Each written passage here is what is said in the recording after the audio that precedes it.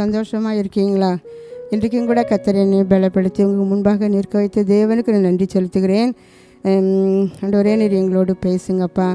உங்கள் வல்லமே நாங்கள் உணரணும், உங்கள் பிரசன்னத்தை நாங்கள் உணரணும் என்று சொல்லி நம் கர்த்தரை நோக்கி நம்ம பார்ப்போமா. ஒரு தாய் தேற்றுவது போல் என் நேசர் தேற்றுவார். ஒரு தாய் தேற்றுவது போல் என் நேசர் தேற்றுவார்.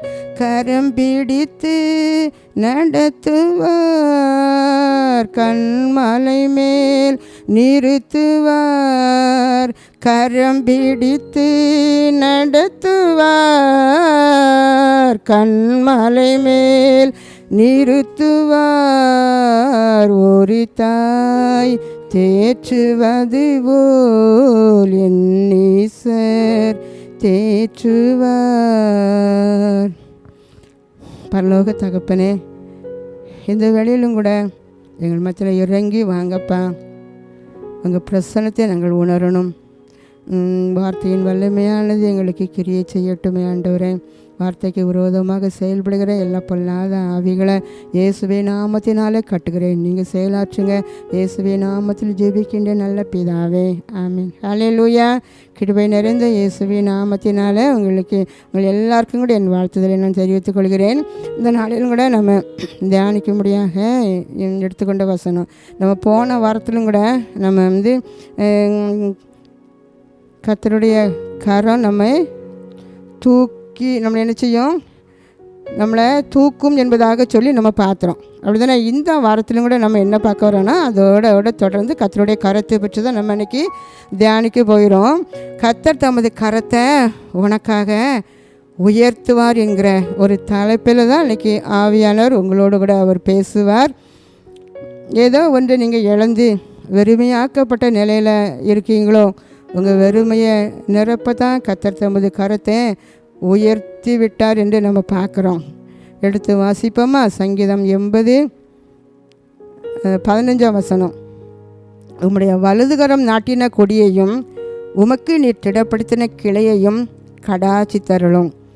இந்த ஆசாப்பு எழுதின இந்த சங்கீதத்தில் என்ன எழுதியிருக்கிறாருன்னா, ஆண்டவரை பார்த்து உங்களுடைய வலதுகரம் நாட்டின கொடியையும் உமக்கு நீர் திடப்படுத்தின கிளையையும் கடாச்சி தருளும்.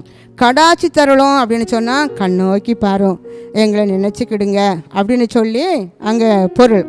அப்போ உங்கள் வலதுகர நாட்டின கிளை அதில் யார் அப்படின்னா நம்ம தான் அவர் வலதுகர நாட்டின அவர் கொடி, அவர் திடப்படுத்தின கிளை நம்ம தான், நம்ம குடும்பம் தான், நம்ம பிள்ளைங்க தான்.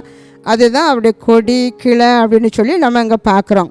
அந்த சங்கீதம் 80:17 பார்த்தா அங்கேயும் இப்படி இருக்குது, உமது கரம் உமது வலது பரிசத்தில் புருஷன் மீது அங்கே என்ன இருப்பதாக அப்படின்னு சொல்லி உமக்கு நீ திடப்படுத்தின மனுஷகுமாரன் மீதிலும் இருப்பதாக. அங்கே உங்கள் வலது கரம் கொடியாகிய எங்களையும் கிளையாக எங்களையும் அது தொட்டிங்க அப்படின்னு சொன்னால் நாங்கள் நினச்ச மாட்டோம், உங்களை விட்டு நாங்கள் பின்வாங்கி போக மாட்டோம் அப்படின்னு சொல்லி இந்த 17 அங்கே எழுதியிருக்கிறது பாருங்கள். நாங்கள் 18 அப்பொழுது உண்மை விட்டு நாங்கள் பின்வாங்கி போக மாட்டோம். அப்போது இந்த ஆசாப்பு என்ன சொல்கிறாருன்னா, நீங்கள் எங்களை என்ன செய்யுங்க, அந்த கொடியாக எங்களை நீங்கள் எங்கள் மேலே உங்கள் கையை நீங்கள் உயர்த்துங்க, எங்கள் குடும்பத்தின் மேலே உங்கள் கையை உயர்த்துங்க, எங்கள் பிள்ளைகளின் மேலே உங்கள் கையை உயர்த்துங்க அப்படின்னு சொல்லி இந்த ஆசாப்பு அவர் சொல்கிறாரு. இது நம்ம சங்கீதம் 10:12 நம்ம பார்க்கும்போது தாவீது சொல்கிறாரு, கர்த்தாவே எழுந்தருளும், தேவனே உம்முடைய கையை உயர்த்தும். ஏன் தெரியுமா? அதை நீ தொடர்ந்து வாசிங்கன்னா தெரியும். துன்மார்க்கன் உங்களை அசட்டை பண்ணி நீர் அவனை விசாரிப்பதில்லை, அவன் ஜெபத்தை நீங்கள் கேட்க மாட்டீங்க அப்படின்னு சொல்லி அவன் என்ன செய்தான், இப்படி துன்மார்க்கன்னு சொல்கிறான். அதனால் என்ன நீங்கள் விசாரிக்க மாட்டீங்களா, என் ஜெபத்தை நீங்கள் கேட்க மாட்டீங்களா அப்படின்னு சொல்லி அந்த என்னை சுற்றிலும் இருக்கிற சத்துரு இப்படி சொல்கிறான். அதனால் எனக்காக நீங்கள் என்ன செய்யுங்க, உங்கள் கயிறத்தை உயர்த்துங்க அப்படின்னு சொல்கிறாரு தாவீது. நம்ம இன்றைக்கி எப்படி ஜெபம் பண்ணுறோம், நம்ம குடும்பத்துலேயும் கூட இப்படி தான் பிசாசு நம்மகிட்ட உள்ளத்துக்குள்ளே பேசுவான். இதான் யாரையா வச்சு பேச வைப்பான், நீ ஜெபம் பண்ணால் ஜெபத்தை ஆண்டவர் கேட்கல, உடனே அவர் விசாரிக்கலை, உடனே அவர் மறந்தே போயிட்டாரு அப்படின்னு சொல்லி ஒவ்வொரு காரியத்தையும் நம்ம நினைப்புட்டுவான். ஆனால் நம்ம என்ன செய்யணும்னா அதை கேட்டு நம்ம அப்படியே சோர்ந்து போயிடக்கூடாது. அந்த தாவீது என்ன ஜெபிச்சாரு? எனக்காக கரத்தை நீங்கள் உயர்த்துங்க, எனக்காக நீங்கள் எழுந்தருளுங்க அப்படி சொல்லி தான் ஜெபிச்சார். ஏன்னா தாவீதுக்குள்ள ஆண்டவரை பற்றி நல்ல ஒரு வெளிப்பாடு இருந்துச்சு. நமக்கு இன்றைக்கி அப்படி தான் இருக்கணும். இப்படிப்பட்ட வார்த்தையெல்லாம் கேட்டு நம்ம சோர்ந்து பின்வாங்கி போய்விடக்கூடாது. ஆண்டவரே எனக்காக உங்கள் கரத்தை உயர்த்துங்க, என் குடும்பத்துக்காக என் கரத்தை நீங்கள் உயர்த்துங்க, என் பிள்ளைகள் மேலே கரத்தை நீங்கள் உயர்த்துங்க. இப்படி நம்ம ஆண்டவர்கிட்ட நம்ம என்ன செய்யணும்? தாவீது சொன்னது போல் நம்ம என்ன செய்யணுமா? நம்ம சொல்லணும். அப்போ தாவீது சொன்ன வார்த்தை இதுதான், ஆண்டவரே எனக்காக கையை நீங்கள் என்ன செய்யுங்க? உயர்த்துங்க உயர்த்துங்க அப்படின்னு சொல்லி கேட்டார். ஆசாப்பா அப்படி தான் கையை உயர்த்துங்க அப்படி சொல்லி கேட்டார். அப்போ நம்முடைய ஜெபம் இன்னைக்கு அப்படி தான் இருக்கும். ஆண்டவரே எனக்காக கையை உயர்த்துங்க, என் குடும்பத்துக்காக கையை உயர்த்துங்க, உங்கள் கை எனக்காக உயரட்டும், எனக்காக அப்படி என் பிள்ளைகளுக்காக ஒவ்வொரு காரியத்துக்கும் நம்ம சொல்லி சொல்லி நம்ம என்ன செய்யணும்? நம்ம கேட்கணும். அங்கே எசேக்கியேல் 36ஆம் அதிகாரம் 7 சொல்லியிருக்கு. ஆண்டவர் சொல்கிறாரு, இப்போ நம்ம தானே கரத்தை எனக்காக உயர்த்துங்கன்னு சொன்னோம். இப்போ ஆண்டவரே சொல்கிறாரு, ஆதலால் கர்த்தராகிய ஆண்டவராய் இருக்கிற நான் என் கரத்தை உனக்காக உயர்த்துவேன். ஆண்டவரே சொல்கிறாரு, நான் உனக்காக என் கரத்தை நான் என்னச்சுவேன்? நான் உயர்த்துவேன், நான் உயர்த்துவேன். உன்னை சுற்றிலும் இருக்கிற பிரஜாதிகள், உன்னை சுற்றிலும் இருக்கிற சத்துருக்கள், உனக்கு விரோதமாக பகைங்கள்லாம் உன்னை அசட்டை பண்ணுறாங்க, உன்னை அற்பமாக எண்ணுதாங்க. அதனால் நான் என் கரத்தை உனக்காக நான் உயர்த்தி அவங்க அவமானத்தை நிச்சயமாக நான் அவங்கள சுமக்க பண்ணுவேன் என்று ஆண்டவர் இந்த வசனத்தில் சொல்லியிருக்கிறாரு. இது யாரை சொல்கிறாங்கன்னா, இந்த இஸ்ரேல் ஜனங்களை குறித்து இங்கே சொல்லப்படுதானே இந்த வார்த்தை தான் இது. அப்போ நான் நினச்சுவேன், உங்களுக்காக என் கரத்தை உயர்த்துவேன் என்று கர்த்தர் சொல்கிறார். ஹல்லேலூயா.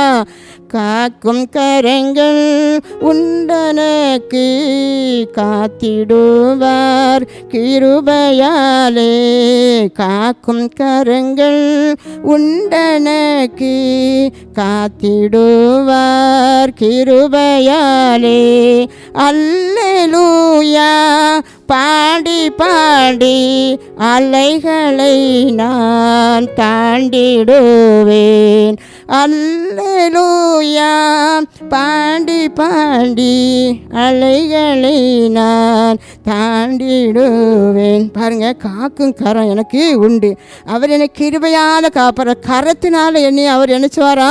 என்னை காப்பார் என்கிற ஒரு விசுவாசம் நமக்கு என்னச்சணும் இருக்கணும். இங்கே ஆண்டவர் சொல்கிறார், என் கரத்தை நான் உங்களுக்காக என்னச்சுவேன், நான் உயர்த்துவேன்.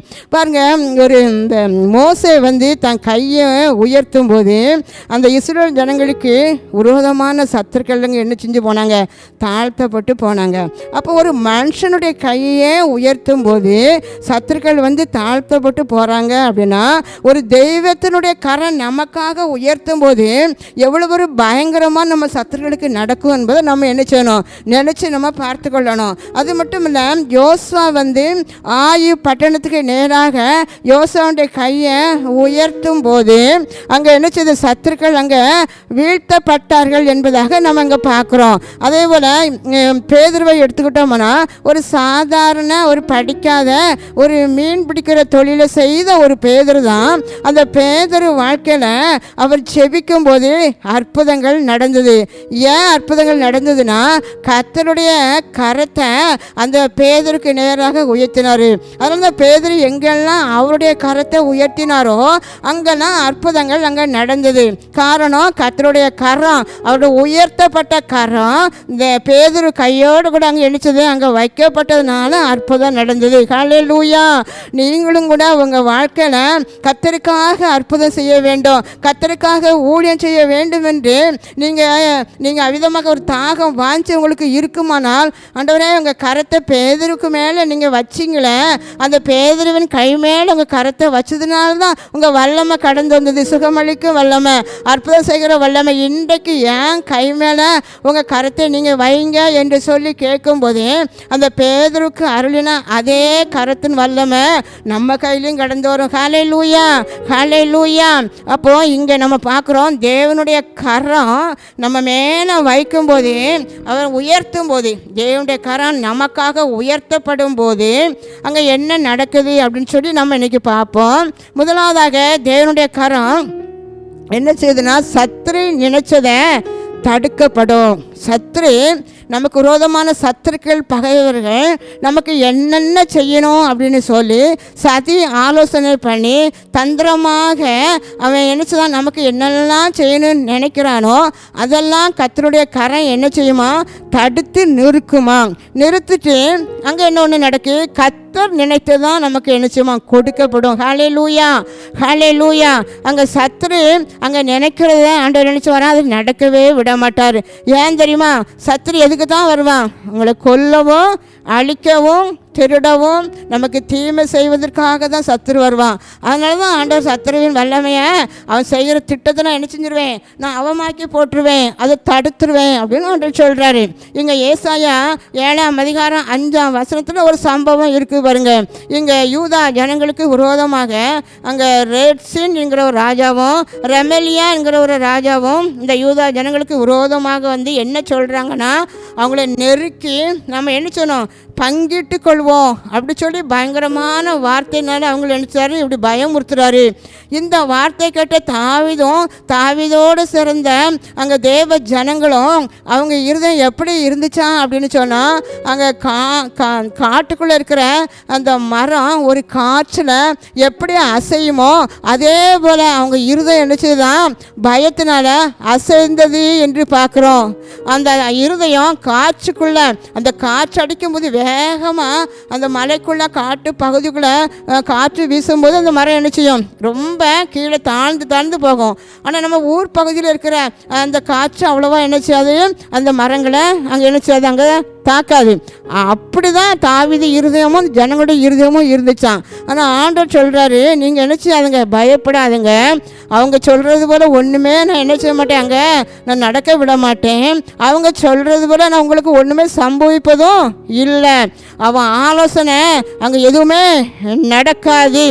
ஏன் தெரியுமா, என் கையனை உங்களுக்கு நேராக நான் என்ன செய்வேன், உயர்த்துவேன் கர்த்தர் வாக்கு கொடுக்கிறார். ஹல்லேலூயா, ஹல்லேலூயா. அது மட்டும் இல்லை, என்ன சொல்கிறாங்கன்னா, உங்களுக்கு விரோதமாக இப்படிலாம் வார்த்தைகளை பேசி உங்களை பயமுறுத்துகிற இந்த சத்துருக்களை இந்த 2 பேரையும் ஆண்டு என்ன சொல்கிறது தெரியுமா, அந்த புகைக்கிற ஒரு கொல்லிக்கட்டை அப்படின்னு ஆண்டு சொல்கிறாரு. அதாவது இந்த சில வகைகளுடைய மரத்தினுடைய விறகுகள் வந்து அடுப்பில் வச்சா எரியாது, அது என்ன பண்ணுனா புகைஞ்சிக்கிட்டே போகும், அது வந்து ஒரு பிரயோஜனமும் கிடையாது. அதே போல் தான் இவங்க வார்த்தையும் இந்த மனிதர்களையும் ஆண்டு இதுக்கு ஒப்பிட்டு சொல்கிறாரு, அவங்க புகைக்கிற கொல்லிக்கட்டை. அதனால் நீங்கள் அவங்களுக்கு என்ன செய்யாதுங்க, பயப்பட வேண்டாம், அந்த அவங்களுடைய திட்டத்தை நான் என்ன செய்ய மாட்டேன், உங்களுக்கு நான் நடக்க விட மாட்டேன் அப்படின்னு சொல்லி ஆண்டு அவங்களை நினைச்சாரா, அவரை தேற்றுதாரு, பேசுகிறாரு. உங்கள் வாழ்க்கையில் இன்றைக்கி அப்படி தான் அநேக காரியங்கள் உங்களை பயமுறுத்தி கொண்டு இருக்கலாம், அங்கே பகைஞர்கள் வந்து உங்களுக்கு விரோதமாக கொந்தளித்து கொண்டு இருக்கலாம். ஆனால் ஆண்டு சொல்கிறாரு, நான் உங்களுக்காக நான் என்ன செஞ்சுட்டேன், நான் என் கரத்தை உயர்த்தி விட்டேன் அப்படின்னு சொல்லி ஆண்டு உங்களை என்னை பார்த்து தான் கர்த்தருக்கு வாக்கு கொடுக்குறாரு. ஹல்லேலூயா, ஹல்லேலூயா. அங்கே எசேக்கியேல் 36:2 நம்ம வாசித்து பார்த்தோம்னா, நம்முடைய பகைஞர்கள் அங்கே என்ன சொல்கிறாங்க தெரியுமா, நான் அவளை மேற்கொண்டு விட்டேன். அந்த பகைஞர் என்ன சொல்கிறாங்களா, அந்த யூத ஜனங்களை பற்றி நான் அவளை நினச்சிட்டேன், மேற்கொண்டு விட்டேன். அது மட்டும் இல்லை, அவங்க ஜெப ஜீவியத்தை நான் என்ன செஞ்சுட்டேன், நான் மேற்கொண்டு விட்டேன். அவங்க ஊழியத்தை நான் மேற்கொண்டு விட்டேன். அவங்களோட ஆவிக்குரிய வளர்ச்சியை நான் என் கையில் எடுத்து விட்டேன் அப்படின்னு சொல்லி அவங்க தொழிலை நான் நினச்சதேன், நான் மேற்கொண்டு என் கைவசப்படுத்திட்டேன், என் கைக்குள்ளே நான் வச்சுட்டேன். அவங்க குடும்பத்து மேலே நான் என்ன செஞ்சுட்டேன், நான் என் கைவசப்படுத்தி நான் நினச்சிட்டேன், நான் வச்சுக்கிட்டேன். என் கைக்குள்ளே தான் தொழில் இருக்குது, நான் அவளை மேற்கொண்டு விட்டேன், நான் அவங்கள மேற்கொண்டுட்டேன். அவங்க பிள்ளைகளை நான் மேற்கொண்டு விட்டேன், பிள்ளைகளின் எதிர்காலத்தை நான் மேற்கொண்டு விட்டேன். அவங்க அர்ப்பணிப்பை நான் நினச்சிட்டேன், நான் மேற்கொண்டு என் கைவசப்படுத்திட்டேன். அவங்க அழைப்பை நான் என்ன செஞ்சுட்டேன், நான் மேற்கொண்டு என் கைவசப்படுத்திட்டேன். அவங்க ஊழியத்தை என்ன செஞ்சுட்டேன், நான் மேற்கொண்டு விட்டேன். எல்லாமே இப்போ என் கைவசமாயிட்டு. அவங்க ஆசீர்வாதத்தை நான் மிதித்து நான் அதை மேற்கொண்டு விட்டேன் அப்படின்னு இந்த சத்துரு நினச்சிதான் அவன் நம்மளை பார்த்து சொல்லிக்கிட்டே இருக்கான். அந்த சங்கீதம் 13:2 பார்க்கும்போது தாவீது சொல்கிறாரு, எது வரைக்கும் சத்துரு என் மேல் உயர்த்துவான், என் கையில் தான் இருக்கிறான் என்று சொல்கிறானே அப்படின்னு. அப்போ தாவீதும் கூட சொல்கிறாரு, எது வரைக்கும் சத்துரு தான் நினச்சா என் கையில் தான் இருக்கான், என் கையில் தான் அவன் இருக்கான், என் கையில் தான் இவன் இருக்கான் என்று சொல்லி எது வரைக்கும் தான் சத்துரு எங்களை பார்த்து சொல்லுவான் அப்படின்னு சொல்லி ஆண்டவர்கிட்ட கேட்குறாரு. எங்களுக்காக அவங்க கருத்தை உயர்த்துங்க அப்படின்னு சொல்லி. நம்ம யாத்திராகம் 15:6 பார்க்கும்போது இஸ்ரவேல் ஜனங்கள் அந்த எகிப்து தேசத்திற்கு புறப்படும், இந்த எகிப்திலிருந்து அவங்க வனாந்திர பாதைக்கு புறப்படும் போது முதலாவது அவங்களுக்கு தடையாக இருந்தது செங்கடல் தான். அந்த செங்கடலில் நடந்த காரியம், அந்த சத்துருக்களெல்லாம் அவங்க முறியெடுத்தோன்னே அவங்க பாடின ஒரு பாட்டு தான். அங்கே என்ன சொல்லிட்டு மோசே என்ன சொன்னார், கர்த்தாவே உமது வலதுகரம் பகைங்கனை நொறுக்கி விட்டது. உங்கள் வலதுகரம் எங்களுக்கு விரோதமாக வந்த பகைங்கனை நொறுக்கி விட்டது என்பதாக சொல்லி அவங்க பாட்டாக பாடினாங்க. அந்த 36:2 இப்படி மேற்கொண்டு விட்டேன், என் கைக்குள்ளே வச்சுருக்கேன், என் கை வசமாயிட்டுன்னு சொல்கிறான். அதே பகைஞர்கள் எசேக்கியேல் 36:3 அந்த யூத ஜனங்களை பற்றி என்ன சொல்லிட்டாரு, நான் அவங்கள என்ன செஞ்சுட்டேன், பாழாக்கி விட்டேன், நான் அவனை பாழாக்கி விட்டேன், நான் அவளை பாழாக்கி விட்டேன், அவன் குடும்பத்தை பாழாக்கிட்டேன், அவன் வாழ்க்கையை நான் பாழாக்கிட்டேன், ஊழியத்தை நான் பாழாக்கிட்டேன், அவங்க ஆரோக்கியத்தை நான் பாழாக்கிட்டேன், அவங்க பொருளாதாரத்தை நான் பாழாக்கிட்டேன், ஆசீர்வாதத்தெல்லாம் விழுங்கிட்டேன். அவங்க இயேசுன்னு ஒவ்வொரு ஆராதனைக்கும் ஓடின ஓட்டத்தை பார்த்தேன், அவங்கள என்ன செஞ்சுட்டேன்னா பாழாக்கிட்டேன். அவங்க அத்தனை ஆசீர்வாதத்தை நான் நினச்சிட்டேன் விழுங்கி ஒரு பாழாக்கப்பட்ட நிலையில் நான் இன்றைக்கி வச்சுருக்கேன். எல்லாமே என் கைவசம் ஆயிற்று, பாலாக்கி என் கைவசத்துக்குள்ளே வச்சுருக்கேன் அப்படின்னு சொல்லி அத்தனை நன்மைகளையும் நான் நினச்சிட்டேன் விழுங்கி விட்டேன். அவங்க பக்தி வைராக்கியத்தையும் நான் விழுங்கிட்டேன், அவங்க விசுவாசத்தை நான் விழுங்கிட்டேன். இப்படி ஒவ்வொன்றாக நம்மளை பார்த்து அந்த யூத ஜனங்களை பார்த்து சொன்னது போல் இன்றைக்கும் அது நம்மளை பார்த்து சொல்கிற வார்த்தையாக தான் ஆண்டவர் அது பார்க்குறாரு. ஹல்லேலூயா, ஹல்லேலூயா. உங்களை குறித்து கூட அவங்க அவதூறாக அவங்க பேசலாம், உங்கள் ஊழியத்தை குறை சொல்லலாம். ஆனால் திரும்ப அப்படி சொல்கிறான். அடுத்தது அவங்க என்ன சொல்கிறாங்க தெரியுமா, வாயாடிகளுக்கு பேச்சாயிட்டேன். ஏன்னா என்றைக்கு ஒரு மனிதனுக்கு வாய் பேச முடியாத சூழ்நிலை நிலைமை வருதோ அப்போ என்னச்சுவாங்க வாயாடிகள், அவங்க வாயில் வந்ததுன்னா நம்ம குறித்து என்னச்சுவாங்களாம், பேசுவாங்களாம். அது மட்டும் இல்லை, நான் அவங்கள வெறுமையாக்கிட்டேன், நான் அவங்கள என்ன செஞ்சுட்டேன், அவங்க குடும்பம் வெறுமையாக்கப்பட்டது. அவங்களுக்கு என்னென்ன ஆசீர்வாதம் இருந்தோ எல்லாவற்றையும் என்ன செஞ்சுட்டேன், வெறுமையாக்கிட்டேன்.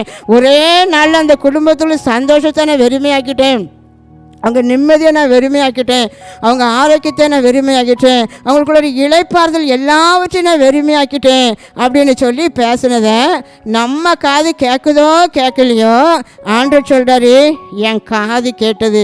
உங்களை குறித்து சத்துருவானவன் பேசுனதை என் காதுகள் கேட்டது, ஆதலால் என் கரத்தை நான் என்ன செஞ்சுட்டேன், உயர்த்திட்டேன். அவர் கரத்தை உயர்த்தினதான்.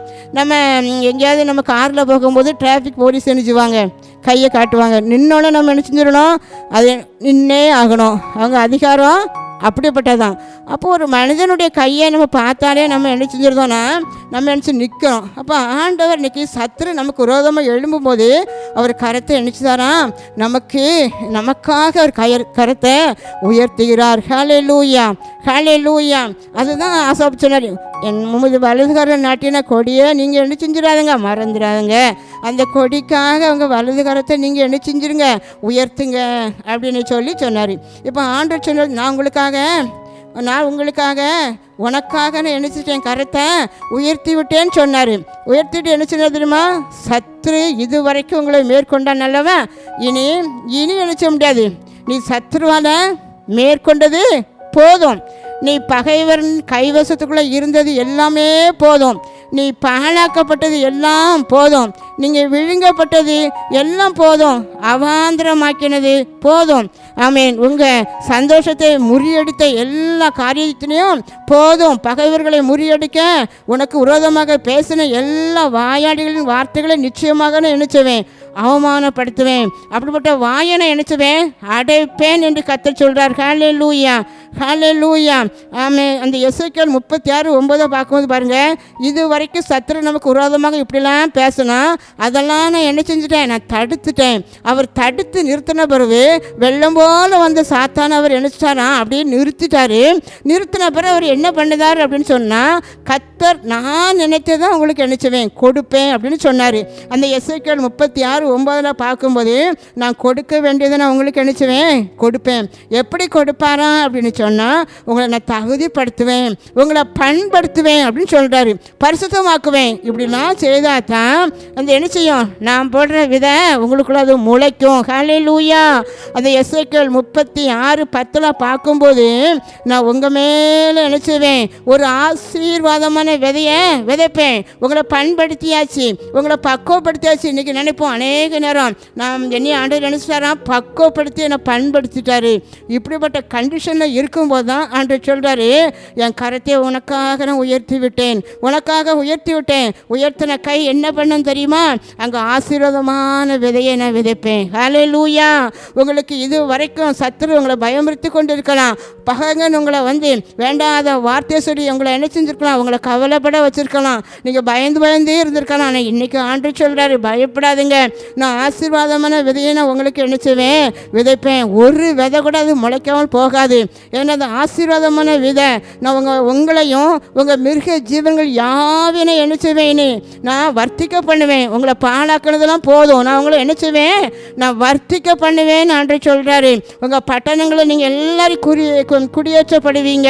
அவாந்திரமாக இருக்குது. ஐயோ, நான் வீட்டை கட்டி பார்க்க கட்ட முடியலை, எனக்கு நான் எதெல்லாம் நான் கட்டினது முடியாமல் இருக்கிறதோ எல்லாவற்றையும் நினைச்சுவேன் கட்டி தருவேன் என்று கர்த்தர் சொல்கிறார். ஹல்லேலூயா. கர்த்தருடைய கரம் உயர்த்தும் போது உங்கள் வாழ்க்கையில் இருக்கிற எல்லா அவாந்திரங்களும் இடிந்து கிடக்கிற எல்லாவற்றையும் நினைச்சுவேன், எல்லா ஸ்தலங்களையும் நான் கட்டி எழுப்புவேன் என்று கர்த்தர் சொல்கிறார். பாலைவனமாக இருந்த உங்கள் வாழ்க்கையை நான் சோலைவனமாக நான் மாற்றுவேன் என்று கர்த்தர் உங்களை பார்த்து தான் சொல்கிறார். ஹல்லேலூயா. வீட்டுக்குள்ளே சமாதானம் ஒரு பாலைவனம் போல தான் இருக்கிறது, ஒரு சந்தோஷம் பாலைவனம் போல தான் இருக்கிறது, நிம்மதியே இல்லை. என் வீட்டுக்குள்ளே வறுமை, தரித்திரம், கடன் பிரச்சனை, இதுதான் என் வீட்டுக்குள்ளே இருக்குது என்று நீங்கள் சொல்கிறீங்க. இப்படிப்பட்ட அவாந்திரத்தை கட்டும்படியாக என் கரத்தை நான் உங்களுக்கு நேராக உயர்த்தி விட்டேன் என்று கர்த்தர் சொல்கிறார். எல்லாரும் கரந்தட்டி கர்த்தருக்கு நன்றி சொல்லுவோமா? ஹல்லேலூயா, ஹல்லேலூயா. ஓங்கும் புயமும் பலத்த கரமும் உன் பக்கமே உண்டே, தாங்கும் கிருபை தயவு இரக்கும் தாராளமாயுண்டே, தாங்கும் கிருபை தயவு இரக்கும் தாராளமாயுண்டே. இஸ்ரவேலே என் ஜனமே இடறிட வேண்டாம், யெகோவா உன் தெய்வமானால் ஏதும் பயம் வேண்டாம். அன்றைக்கு உங்களை பார்த்தேன்னு சொல்கிறாரு. உங்கள் பட்சத்திலிருந்து நான் உங்களை என்ன செய்வேன், நான் கண்ணோக்குவேன். உங்களை பண்படுத்தி, உங்களை பதப்படுத்தி, உங்களை பரிசுத்தப்படுத்தி நான் உங்கள் மேலே விதையை நான் விதைப்பேன். ஆசீர்வாதமான விதையை நான் உங்கள் மேலே நினச்சுவேன் விதைப்பேன்.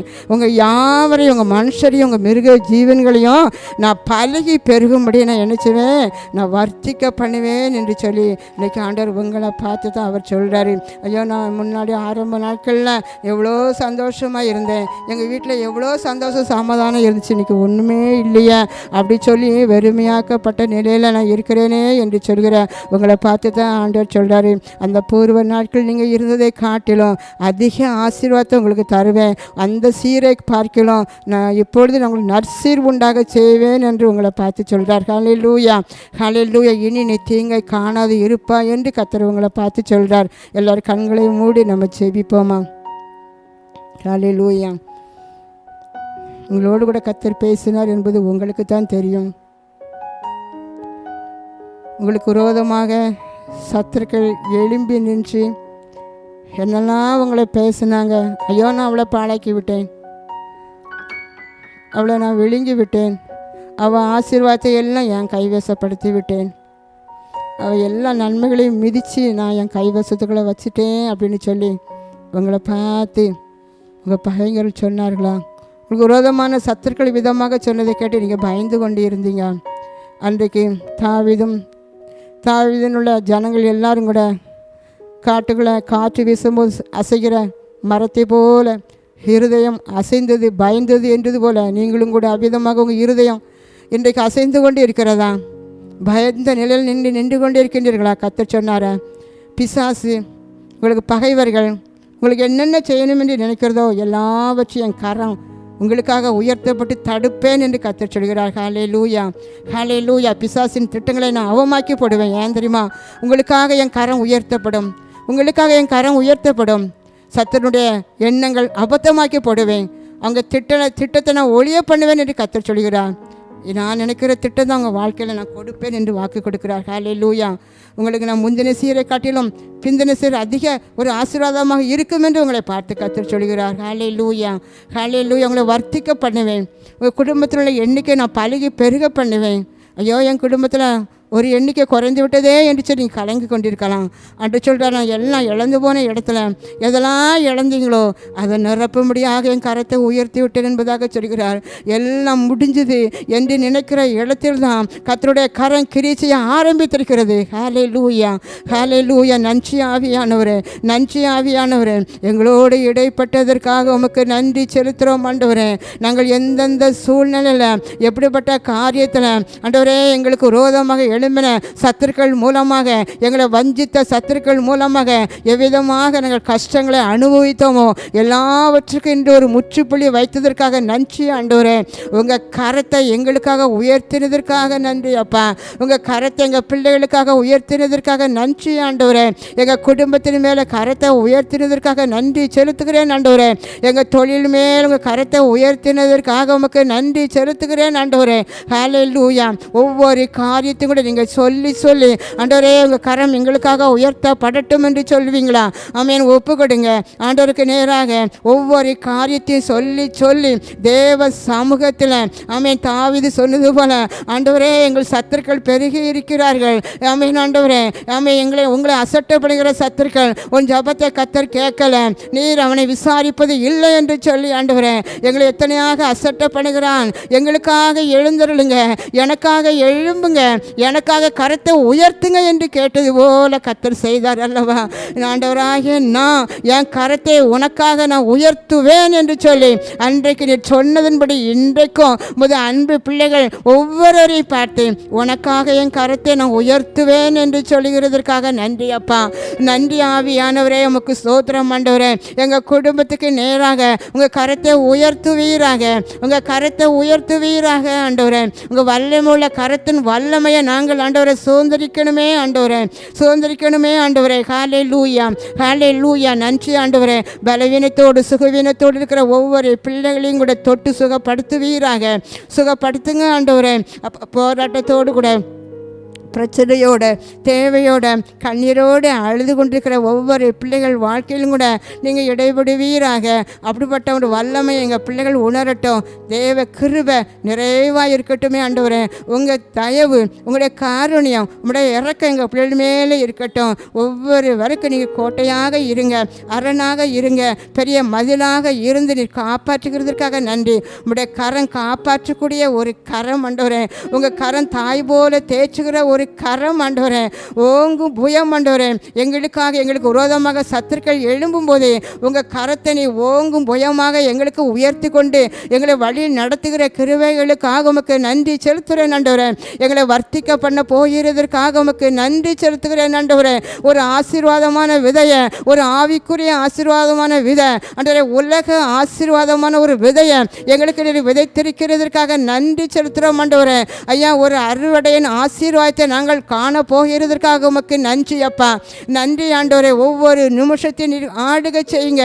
இது வரைக்கும் கூட எங்களை தாங்கி ஏந்தி சுமந்து வந்ததற்காக நன்றி அப்பா. ஒரு தகப்பன் பிள்ளையை சுமப்பது போல சுமந்து வந்தீரே, உமக்கு நன்றி. ஒவ்வொரு பிள்ளைகளையும் ஆசீர்வதிங்க, வழி நடத்துங்க. இயேசுவின் நாமத்தில் ஜெபிக்கிறேன் நல்ல பிதாவே, ஆமேன். God bless you.